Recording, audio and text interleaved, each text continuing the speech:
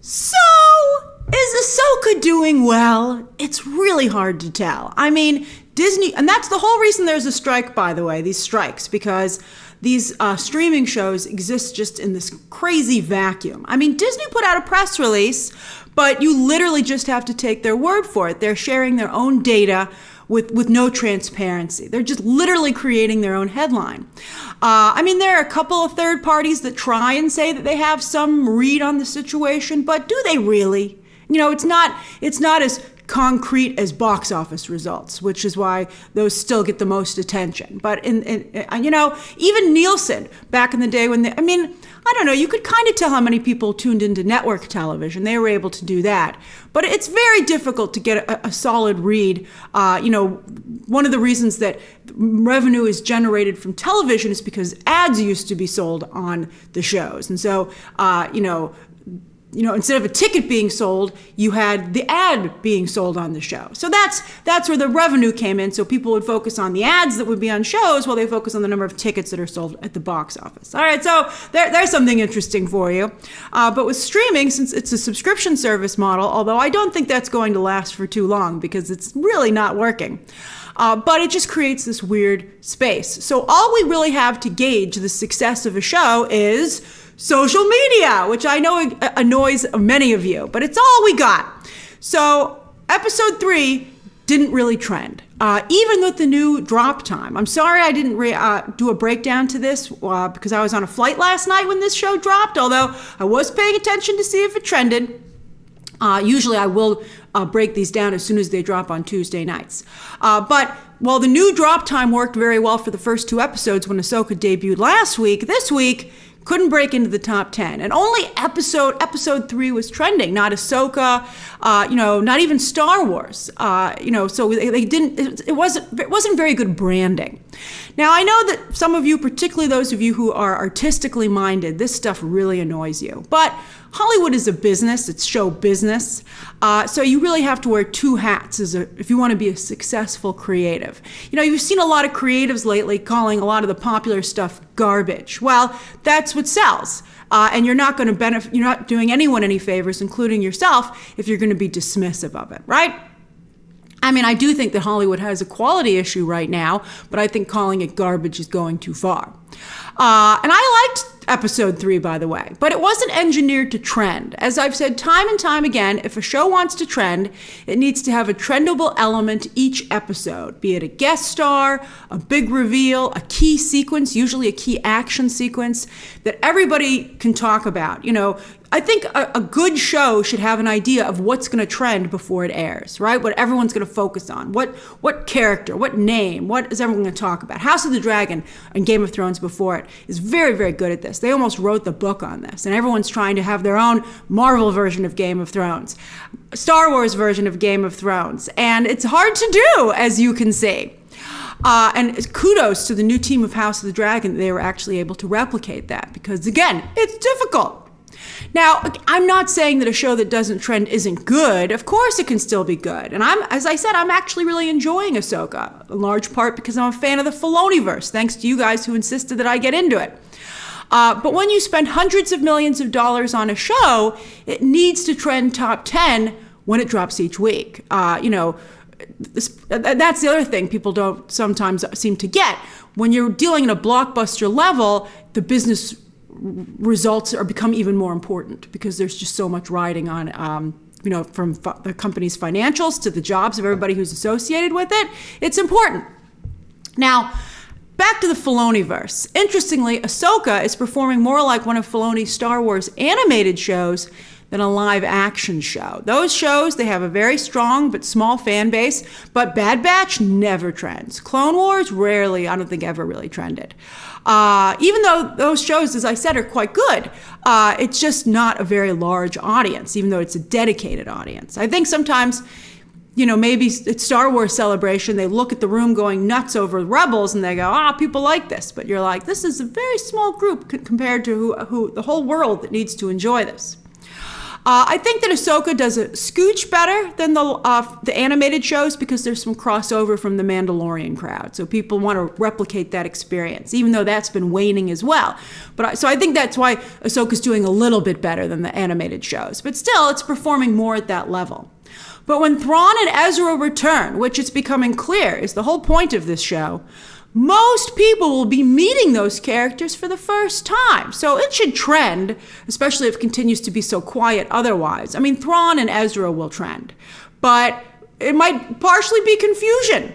I still feel this show would have benefited immensely from following Thrawn and Ezra wherever they are from episode 1, just on a different storyline, and then bringing all the storylines together as the episodes continued, instead of saving Thrawn and Ezra as a surprise later on. You know, the show is like, ooh, Thrawn, ooh, Ezra. And a lot of you have no idea who those characters are. You have no emotional or intellectual attachment to them whatsoever. And that's a real structural problem. I sure hope the casting is good for those characters.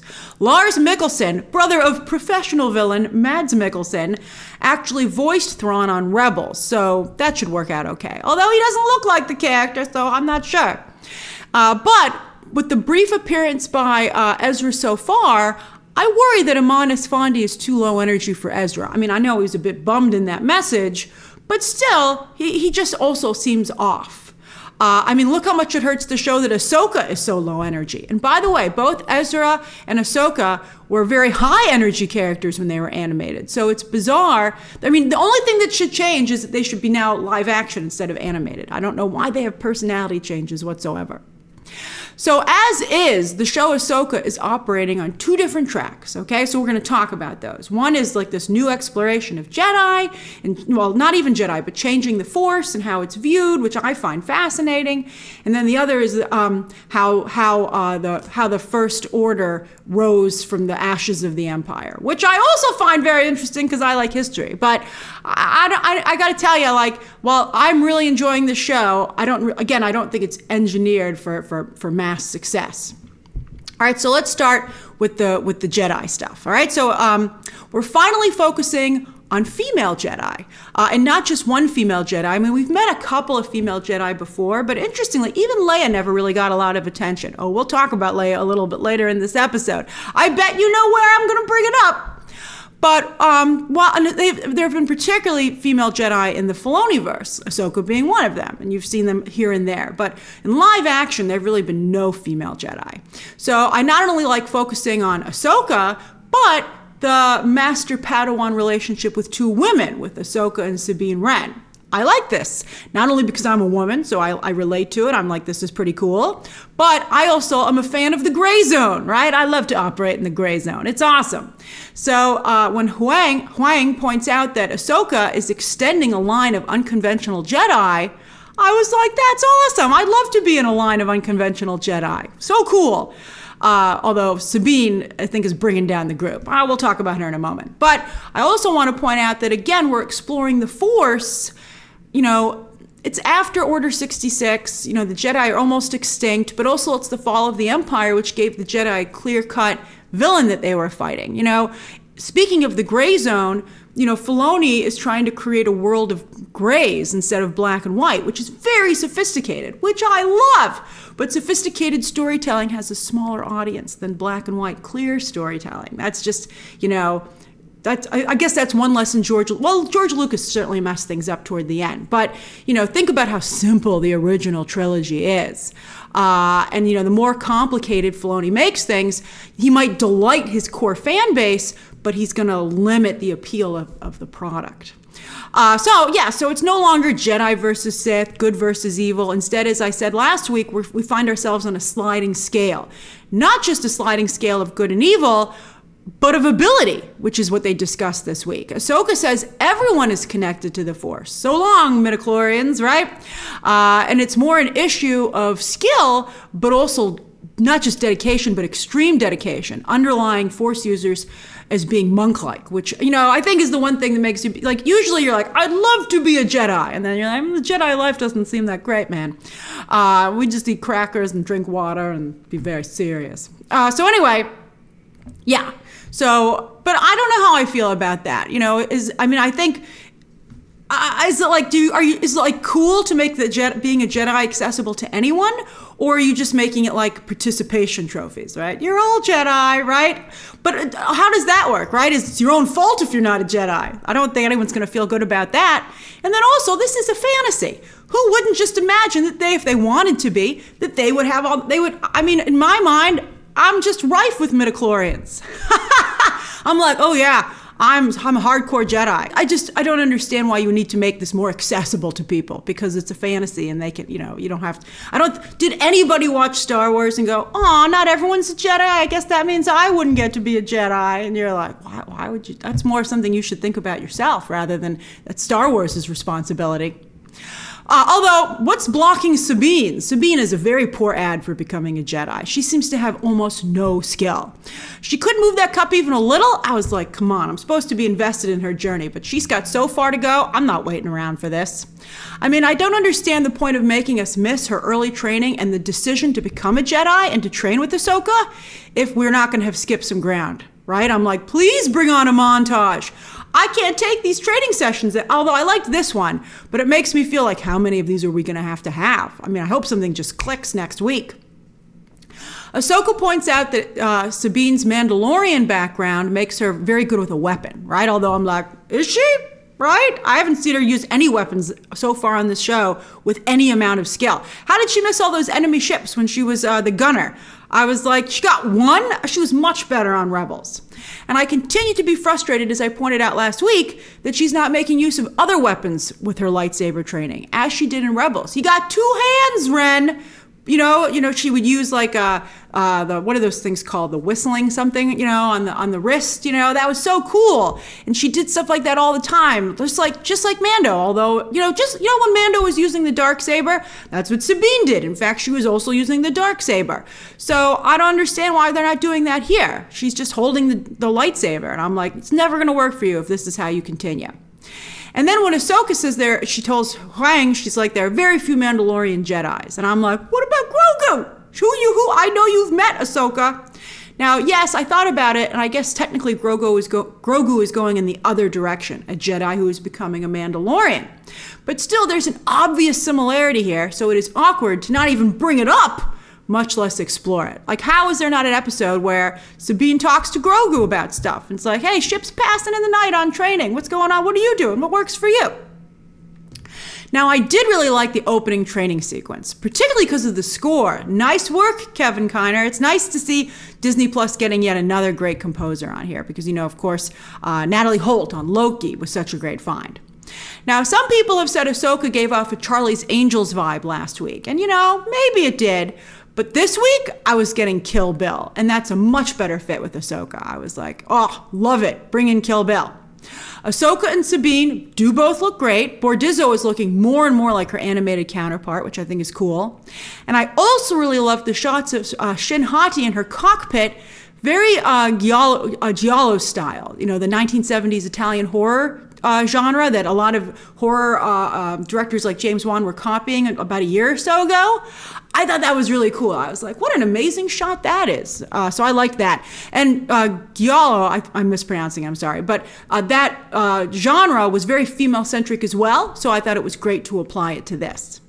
Back to that training session, from working with Huyang, I still love, it's so weird to call a character voiced by David Tennant Huyang. But anyway, great lines, fantastic delivery. I liked seeing Ahsoka's training, by the way, also, and how different it is from other Jedi we've seen training their Padawans in other Star Wars stories. I was like, Ahsoka seems like a great teacher. Sign me up for these lessons. And I loved her ninja move. I was like, why doesn't she do more cool stuff like this all the time?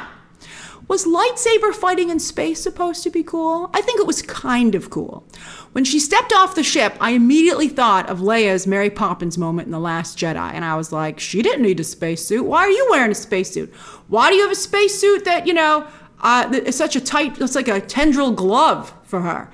I don't know. I thought they overthought the spacesuit. I didn't think it looked good, and I don't understand. I guess Leia died right after that, but why didn't Leia need a spacesuit? I would think it would be cooler. I think in some Rebels episodes they just had face masks, to help them breathe in space, but otherwise they were okay. Maybe they weren't as far out in space as they were here.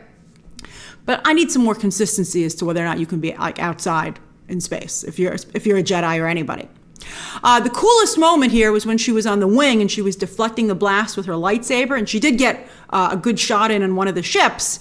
But, darn it, Rosario Dawson is still so slow with her movements. And I also noticed in this episode, she's just not sharp enough with them either, not sharp or deliberate enough. They're just too soft and slow. And so it's something that's frustrating about her fight scenes. By the way, when Morgan was like, I'll take care of them, I was so disappointed that as a witch, she just brought out her own blasters. I was like, aren't you going to cast some kind of awesome spell? I saw some pretty cool witchcraft stuff in Rebels. So I was just a little disappointed. I don't like Morgan's look. I don't really think she does a lot of stuff. I think all the villains on the show are a little disappointing, not only from their looks, but they have very little to do.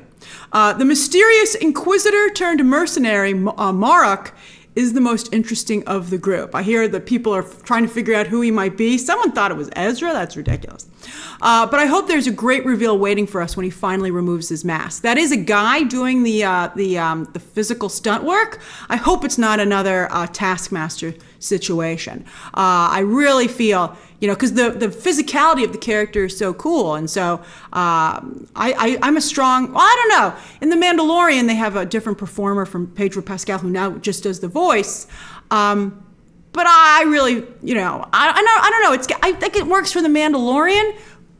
I mean, we're at a point where it has to work for The Mandalorian, but I don't know. I don't know if I'd want to see too many characters where there's a different physical performer than there is a voice performer. I don't know. Something about it just doesn't sit right with me.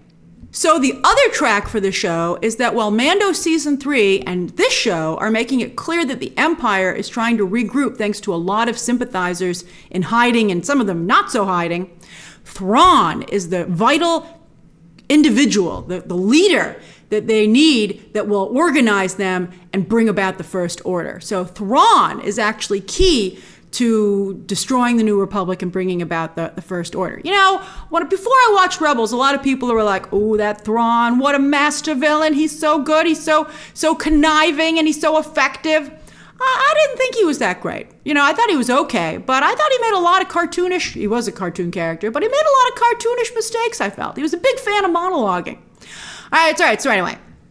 But this is also the problem with telling stories out of order without a strong pre-planned roadmap. Because clearly they decided after they created the First Order to go back and say that it was Thrawn who was the individual that made it happen. Because nobody mentioned Thrawn in the new trilogy. I mean, even if he ends up getting killed this time or disappears again, how is he not even mentioned in the new trilogy if he is the one who was responsible for destroying the New Republic, and bringing about the First Order? You think there'd be statues of that guy everywhere, right? Why is, Adam Driver's Kylo Ren might idolize his grandpa, Darth Vader, but you think you'd also, where are Thrawn's disciples? I mean, he's the one who got it done. All right, so the return of the Empire, cloning, these are huge threads that we're seeing being woven quite deeply in Star Wars animation and also the live action shows on Disney+, which of course eventually lead to the First Order and the clone of the Emperor, two things that nobody is really a fan of. So I think that hurts the enthusiasm for seeing how they came to be. I love it because I feel like it's fascinating. I think it mirrors history. I think it mirrors current events. But you gotta be a fan of that kind of stuff. And again, it's limiting its audience. Also, you have to be into the Filoni-verse. And it took me hours of watching Star Wars. And I did it because it was for work. So I forced myself to watch. I liked what I was watching, but I just, sometimes it would be, I wasn't totally into it.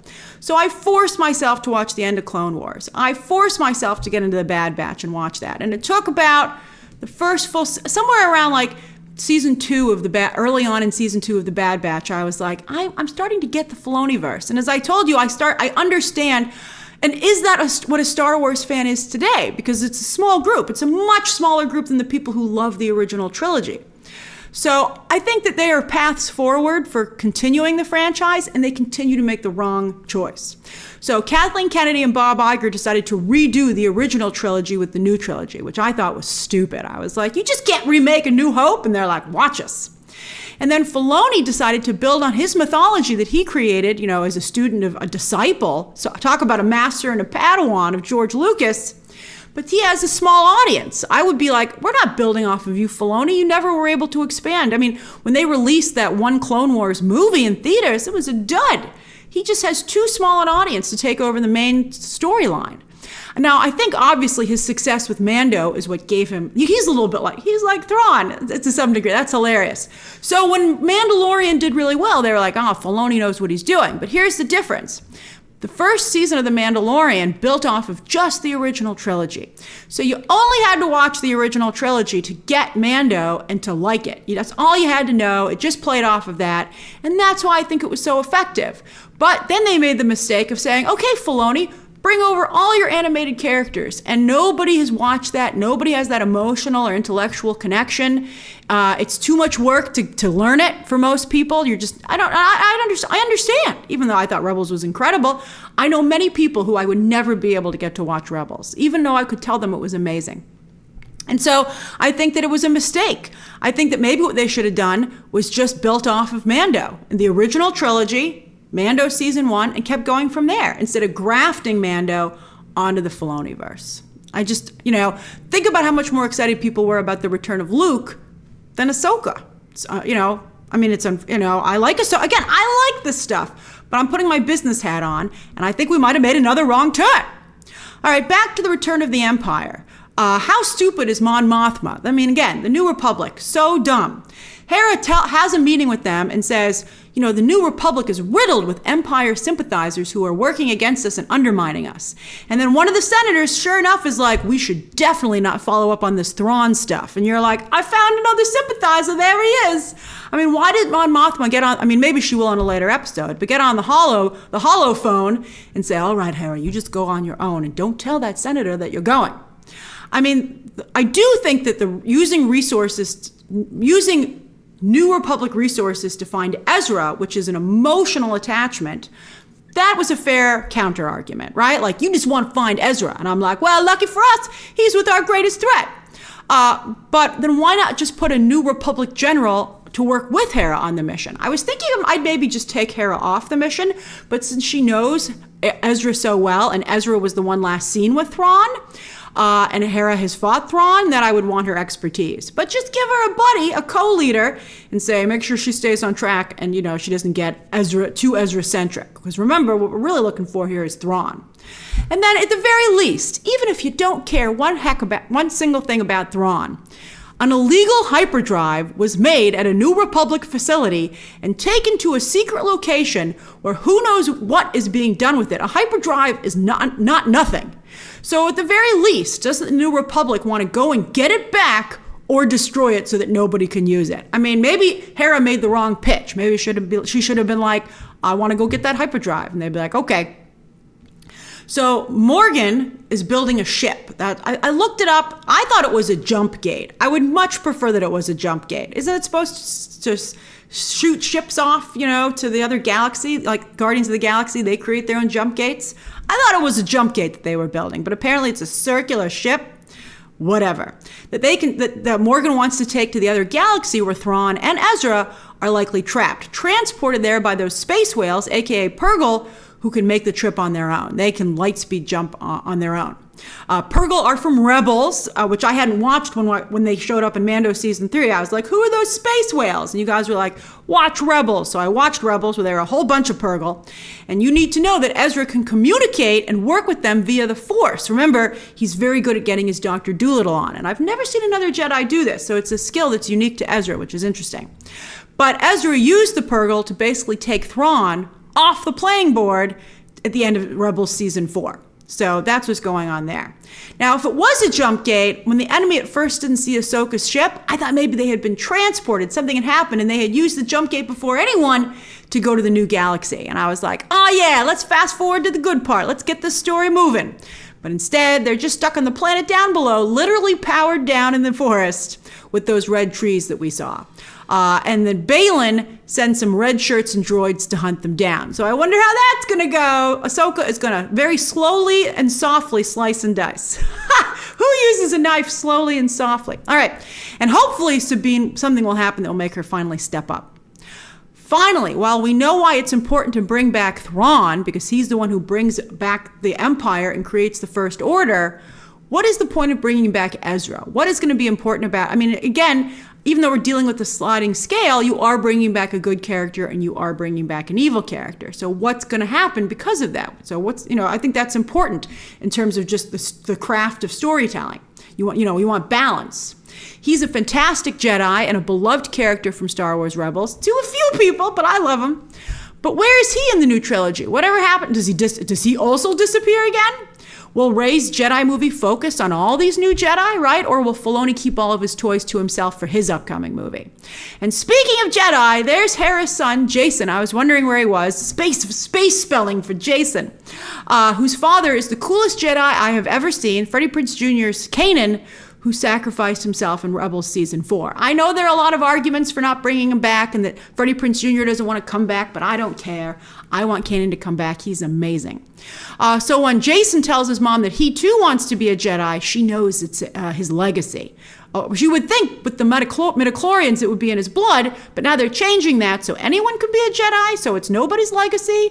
It's weird. Also, I'm surprised if you're half Twi'lek, all you get is a different color hair.